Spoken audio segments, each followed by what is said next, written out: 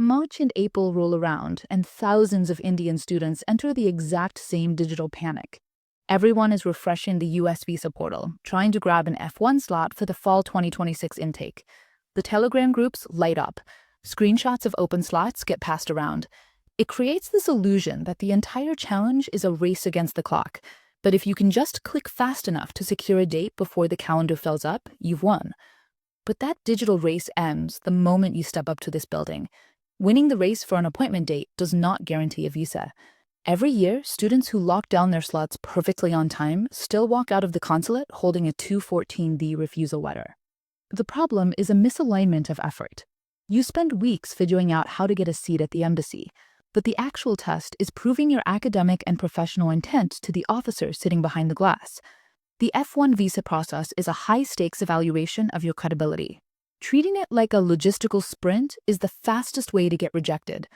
This chart shows the actual preparation window for a fall 2026 applicant. Universities issue I-20s between February and May, and interviews run from April through July.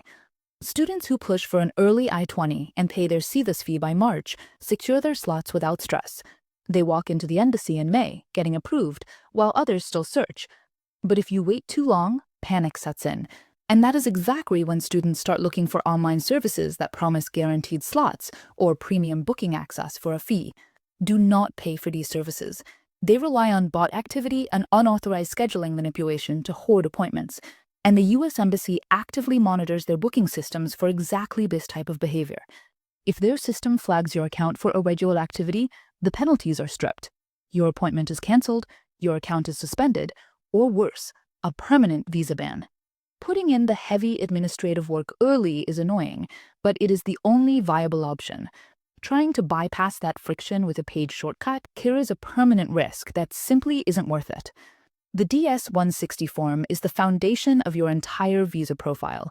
It is a strategic defense document, not a casual form to fill out or hand off to an agent who processes hundreds of applications on commission. This comparison shows why outsourcing is dangerous. A bulk agent writes, duties include software testing.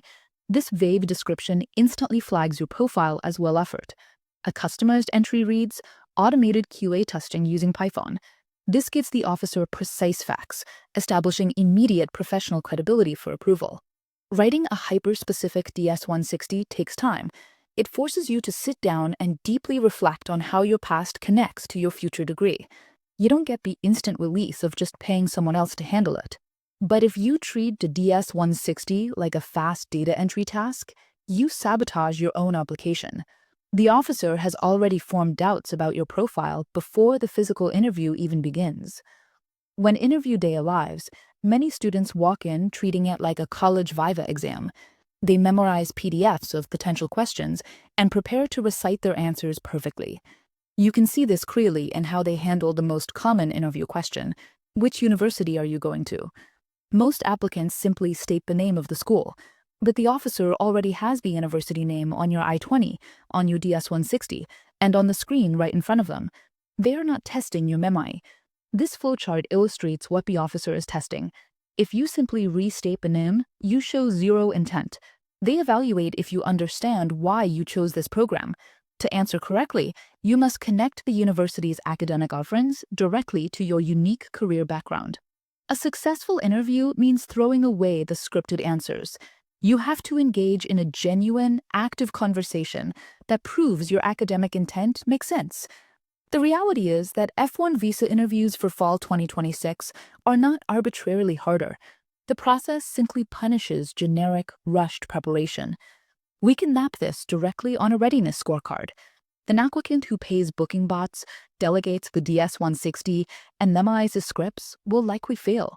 But those who secure documents early, write their own forms, and personally prepare their narrative position themselves to succeed. You worked hard for your university acceptance. Don't waste it at the finish line. Invest the time now to build a clear, undeniable case for why you need to study in the US, and you will walk out of that consulate with an approval.